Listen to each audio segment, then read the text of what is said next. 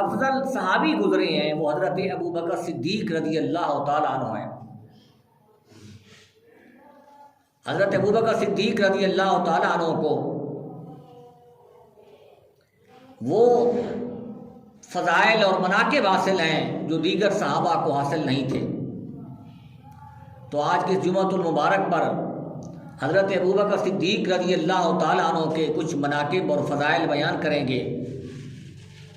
حضرت ابو بکر صدیق رضی اللہ تعالیٰ عنہ کے بہت سے نام ہیں، ان میں سے ایک ہے صدیق۔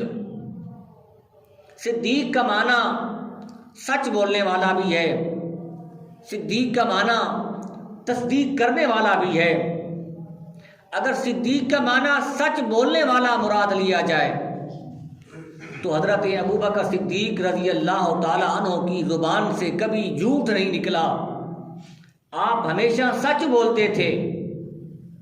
حتیٰ کہ اسلام قبول کرنے سے پہلے، جس کو زمانہ جاہلیت کہا جاتا ہے، زمانہ جاہلیت میں بھی حضرت ابو بکر صدیق رضی اللہ تعالیٰ عنہ نے جھوٹ نہیں بولا، تو اس وجہ سے آپ کو صدیق کا لقب دیا گیا۔ صدیق کا ایک معنی تصدیق کرنے والا ہے۔ آپ حضرت ابو بکر صدیق رضی اللہ تعالیٰ عنہ تمام مردوں میں سے، بڑے آدمیوں میں سے، لوگوں میں سے سب سے پہلے حضرت محمد عربی صلی اللہ علیہ وسلم کی تصدیق کرنے والے ہیں جی۔ اور حضرت ابو بکر صدیق رضی اللہ تعالیٰ عنہ کو یہ بھی شرف حاصل ہے کہ حضرت ابو بکر صدیق رضی اللہ تعالیٰ عنہ رسول اکرم صلی اللہ علیہ وسلم کے بچپن کے دوست ہیں،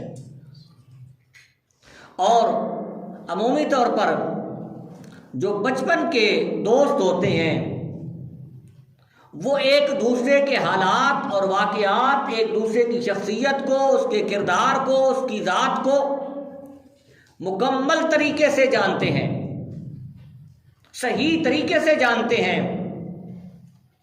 حضرت ابو بکر صدیق رضی اللہ تعالیٰ عنہ کا بچپن محمد عربی صلی اللہ علیہ وسلم کے ساتھ گزرا ہے۔ حضرت ابو بکر صدیق محمد عربی کو مکہ کے تمام لوگوں میں سے سب سے بڑھ کر جانتے تھے، اور بچپن میں پھر جوانی میں جو انسان کام کرتا ہے، جذبات میں آ کر کبھی اس سے خلاف معمول کام سرزد ہو جاتے ہیں، غلط کام بھی ہو جاتے ہیں۔ تو حضرت ابو بکر صدیق رسول اکرم صلی اللہ علیہ وسلم کے کردار کی بھی تصدیق کرنے والے ہیں جی، کہ رسول اکرم صلی اللہ علیہ وسلم کا بچپن اور پھر آپ کی جوانی حضرت ابو بکر صدیق کے ساتھ گزری ہے۔ آپ رضی اللہ تعالیٰ عنہ رسول عربی صلی اللہ علیہ وسلم کے زندگی کو اچھے طریقے سے جانتے تھے جی، آپ کے اخلاق کو، آپ کے کردار کو، آپ کی ذات کو اچھے طریقے سے جانتے تھے۔ اس کے بعد جب حضرت ابو بکر صدیق رضی اللہ تعالیٰ عنہ نے اسلام قبول کیا، ایک طرف تو حضرت ابو بکر صدیق نے محمد عربی کے رسول ہونے کی تصدیق کی ہے، تو دوسری طرف حضرت ابو بکر صدیق رضی اللہ تعالیٰ عنہ نے رسول اکرم صلی اللہ علیہ وسلم کے کردار اور ذات کی بھی تصدیق کر دی ہے۔ فرمایا کہ رسول عربی کے کردار جیسا، آپ کے اخلاق جیسا کوئی اخلاق والا نہیں ہے۔ حضرت ابو بکر صدیق رضی اللہ تعالیٰ عنہ کو بہت سی بشارتیں آپ کے اسلام لانے سے پہلے آپ کو معلوم ہو گئی تھی۔ مثلا حضرت ابو بکر صدیق رضی اللہ تعالیٰ عنہ ایک دن کعبہ کے حرم میں بیٹھے تھے، وہاں پر ایک شاعر گزرا، تو اس سے ایک زید نامی شخص نے سوال کیا، تو انہوں نے کہا کہ قریش کے خاندان میں سے ایک شخص آنے والا ہے جو صاحب خیر ہے، خیر والا ہے۔ حضرت ابو بکر صدیق رضی اللہ تعالیٰ عنہ یہ بات سن رہے تھے،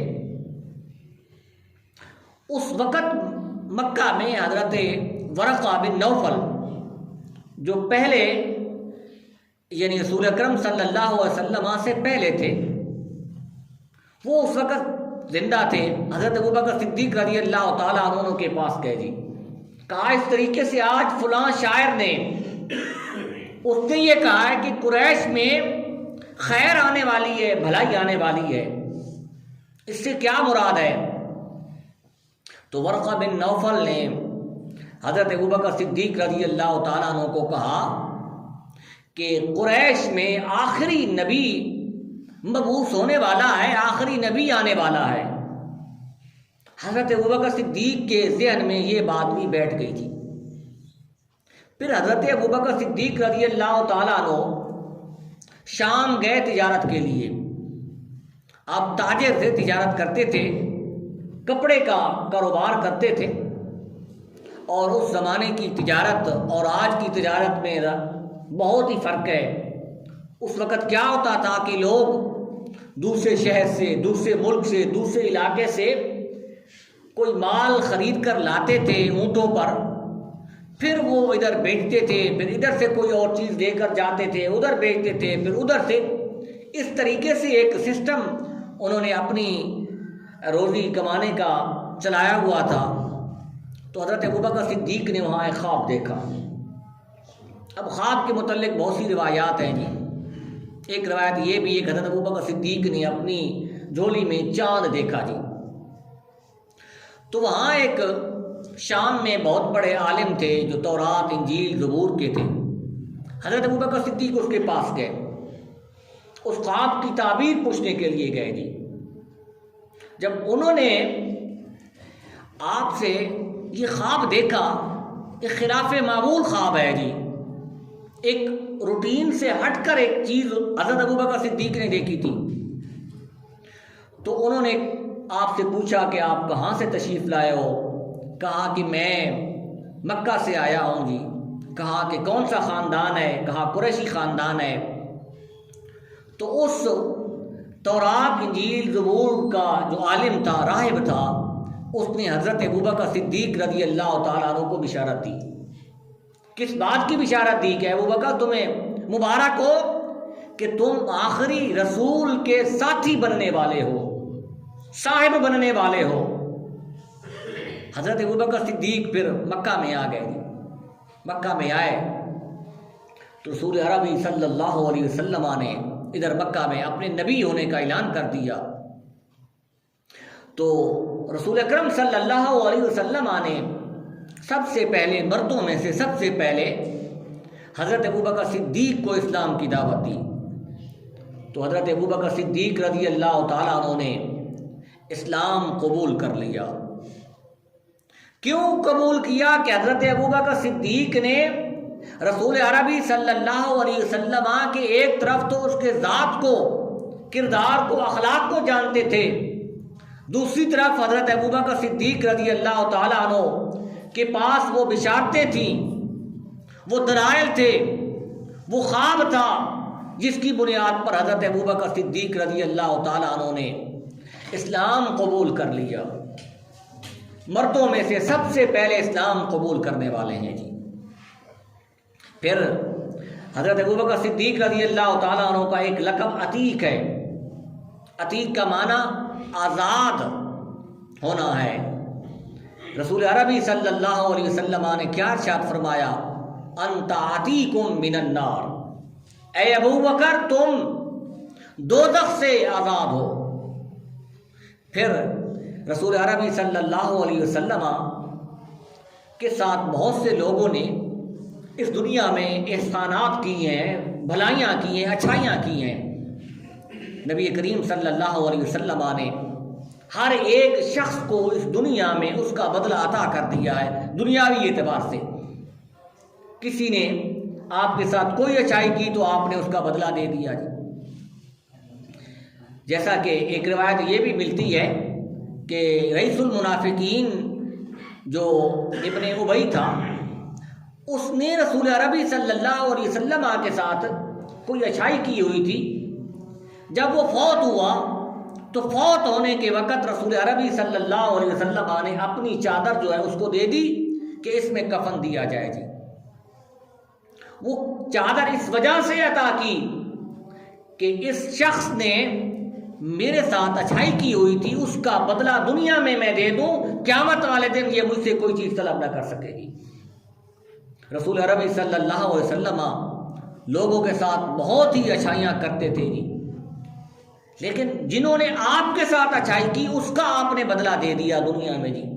کسی کے ساتھ مال دے دیا، کسی کو کچھ چیز عنایت کر کے آپ نے فرمایا، یہ حدیث ہے، آپ نے فرمایا کہ دنیا میں نے ہر ایک شخص کا جس نے میرے ساتھ اچھائی کی تھی اس کا بدلہ دے دیا۔ کسی نے پانی پلایا تھا رسول عربی صلی اللہ علیہ وسلم اس کا بھی بدلہ دے دیا۔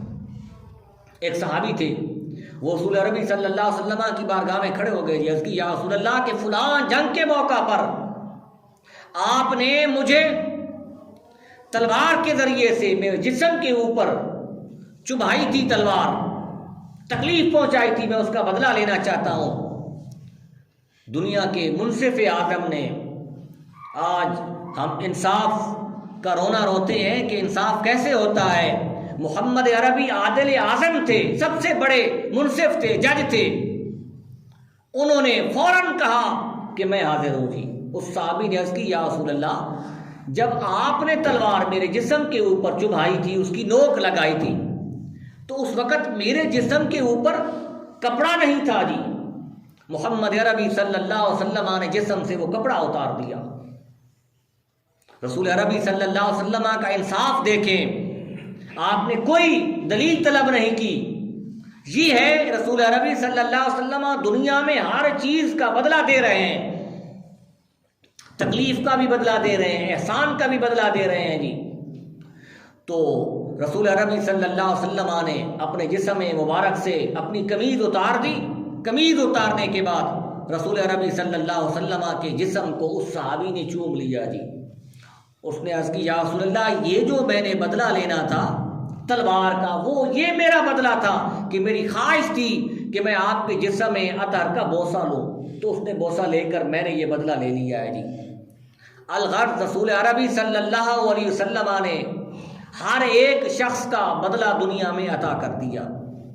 فرمایا لیکن ابو بکر صدیق ایسے ہیں جن کا بدلہ دنیا میں نہیں دے سکا جی، آخرت میں ان کا بدلہ دوں گا جی۔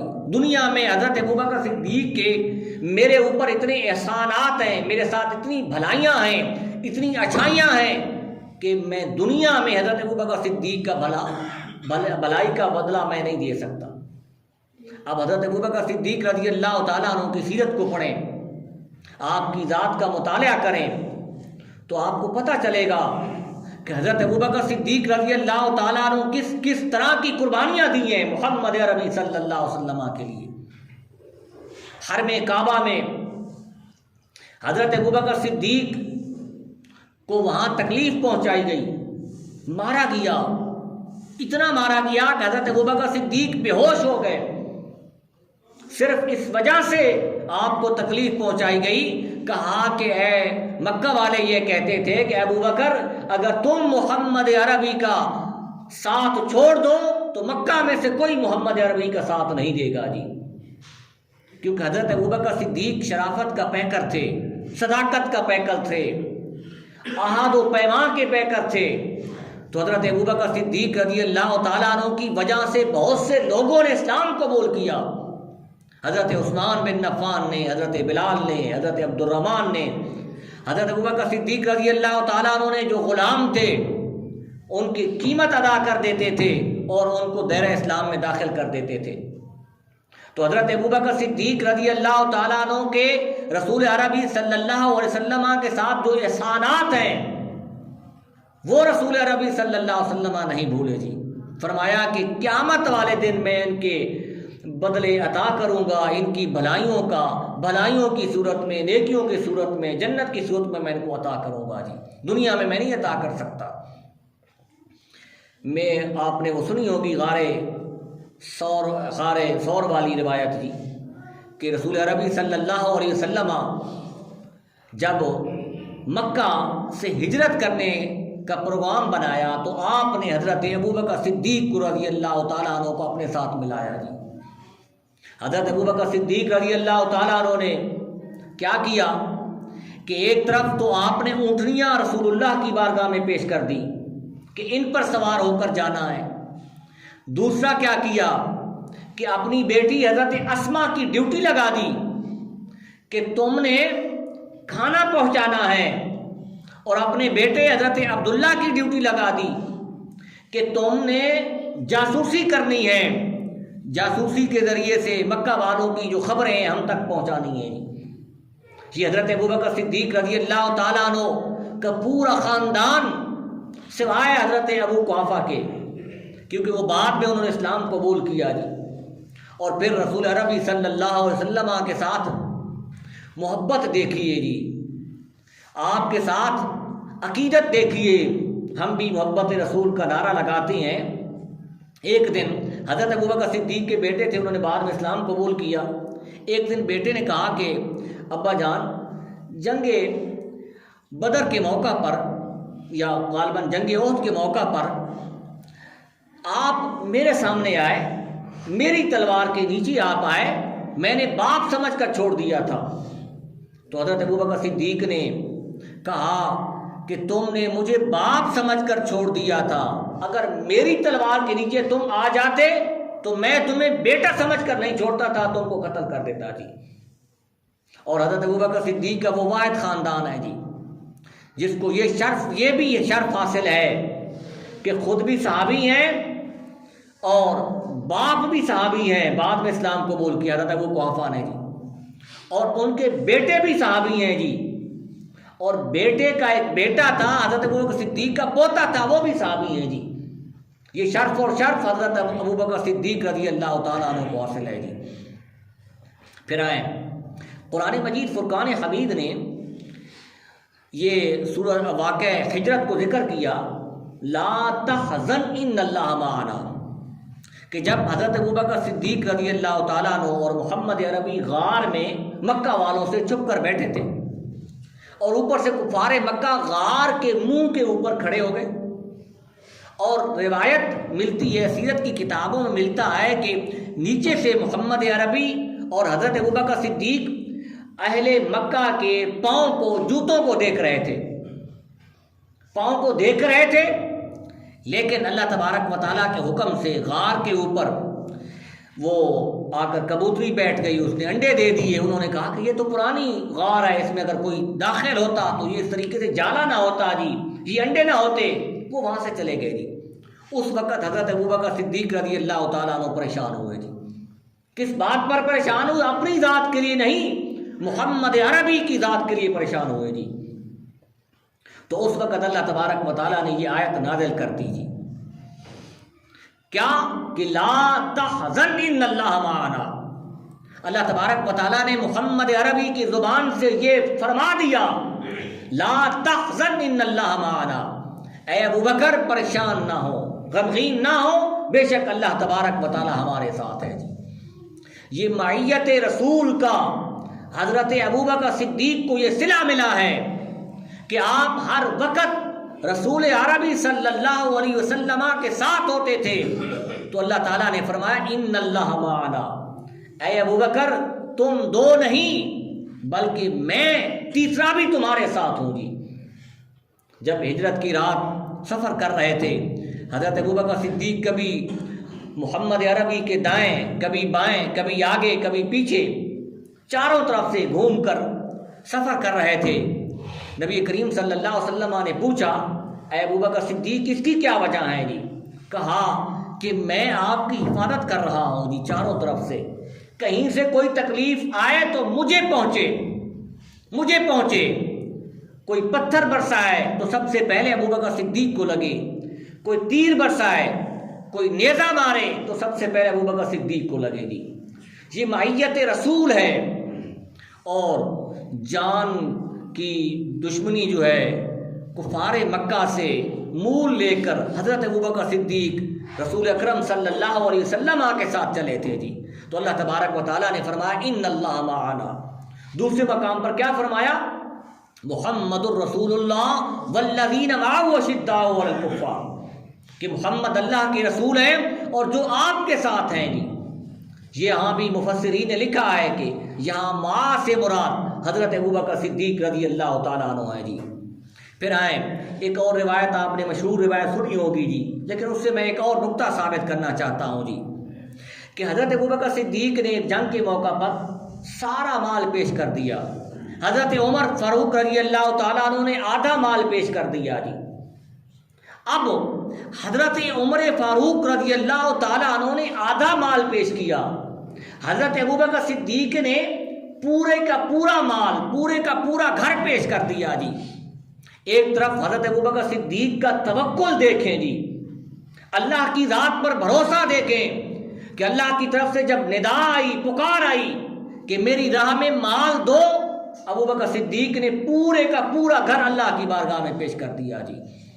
آج ہمارے اندر یہ توکل پایا جاتا ہے، اللہ کی ذات پر بھروسہ جی۔ ہم جب اللہ کی راہ میں دینا چاہتے ہیں جی تو پہلے سوچتے ہیں جی کہ بچوں کے لیے کیا بچے گا، اپنے لیے کیا بچے گا جی، شام کے لیے کیا ہے، صبح کے لیے کیا ہے، کل کے لیے کیا ہے، 2 ماہ کے لیے کیا ہے، سال کے لیے ہم نے کیا کھانا ہے جی۔ حضرت ابوبکر صدیق رضی اللہ تعالیٰ عنہ کے اندر یہ اللہ کی ذات پر ایک توکل اور بھروسہ تھا، اور پھر جب اللہ کی ذات پر توکل اور بھروسہ ہوتا ہے تو پھر قرآن کیا کہتا ہے، وَمَن يَرْزُقْهُ مِنْ حَيْثُ لَا يَحْتَسِبْ، اللہ تبارک و تعالیٰ اس جگہ سے رزق تمہیں دیتا ہے جس جگہ سے تمہیں وہم و گمان بھی نہیں ہوتا۔ تو حضرت ابوبکر صدیق رضی اللہ تعالیٰ عنہ کی ذات کی اللہ تبارک و تعالیٰ پر بھروسہ بھی ہے، اور ادھر سے ساتھ ساتھ عشق رسول بھی ہے کہ رسول اکرم صلی اللہ علیہ وسلم کی جان حکم پر سب کچھ نچھاور کر دیا۔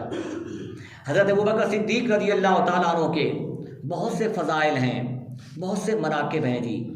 آپ رضی اللہ تعالیٰ عنہ نے سب سے جو مین اہم کردار ادا کیا رسول اکرم صلی اللہ علیہ وسلم کے جانے کے بعد، وہ یہ تھا کہ جو منکرین نبوت تھے، جنہوں نے نبی ہونے کا انکار کر دیا تھا اور نبی ہونے کا خود دعویٰ کر دیا تھا، حضرت ابوبکر صدیق رضی اللہ تعالیٰ عنہ نے ان کے خلاف جہاد کیا۔ فرمایا کہ محمد عربی کے زمانہ میں جو شخص ایک زکوٰۃ کی رسی بھی دیتا تھا، ابوبکر صدیق ان سے وہ زکوٰۃ کی رسی وصول کرے گا جی۔ مسلمہ کذاب نے دعویٰ کر دیا، سجاح نے دعویٰ کر دیا، عامر نے دعویٰ کر دیا نبی ہونے کا جی، عورتوں نے دعویٰ کر دیا۔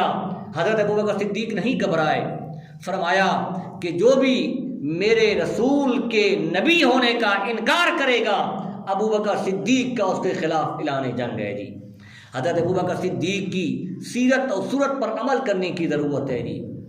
ایک طرف تو حضرت ابوبکر صدیق رضی اللہ تعالیٰ عنہ کی سیرت دیکھیں کہ آپ نے کبھی بھی بچپن میں جھوٹ تک نہیں بولا جی، شراب تک نہیں پیا زمانہ جاہلیت میں بھی، اور دوسری طرف حضرت ابوبکر صدیق کی اسلام کے لیے جو خدمات ہیں وہ بھی ہمارے لیے قابل مشرہ راہ ہے جی، کہ وہ کس طریقے سے اللہ کی راہ میں خرچ کرتے تھے، کس طریقے سے محمد عربی کے